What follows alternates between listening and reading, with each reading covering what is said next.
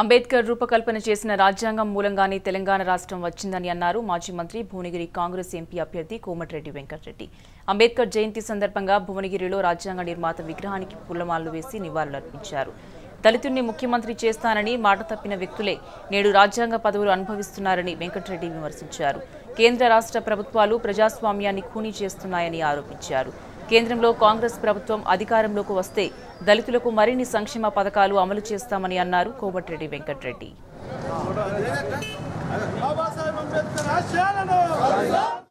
బాబాసాహెబ్ అంబేద్కర్ జన్మదిన ఉత్సవాల్లో పాల్గొంటున్న పేరు పేరున ముఖ్యంగా భారతరత్న అంబేద్కర్ గారికి జోహార్లు అర్పిస్తూ జన్మదిన సందర్భంగా ఈరోజు ఈ దేశం ఈ మాత్రం దళితులు బడుగు బలహీన వర్గాలు ఉన్నారంటే ఆయన రాసిన రాజ్యాంగ ఫలితంతోనే ఇలా ఉన్నారు. ఇంకా కూడా ఆయన కోరిన కోరికలు నెరవేరలేదు. ఇప్పుడున్న ప్రభుత్వాలు కేంద్రంలో ఇటు రాజ్యాంగాన్ని ఇటు ప్రజాస్వామ్యాన్ని కూని చేసే విధంగా వ్యవహరిస్తూ ఆయన అవమానపరుస్తున్న సంఘటనలు మనం ఎన్నో చూసాం. దళితులకు సంబంధించిన ప్రత్యేక విషయంలో పార్లమెంట్లో మా గలవెత్తు వారికి అండగా ఉంటామని తెలియజేసుకుంటూ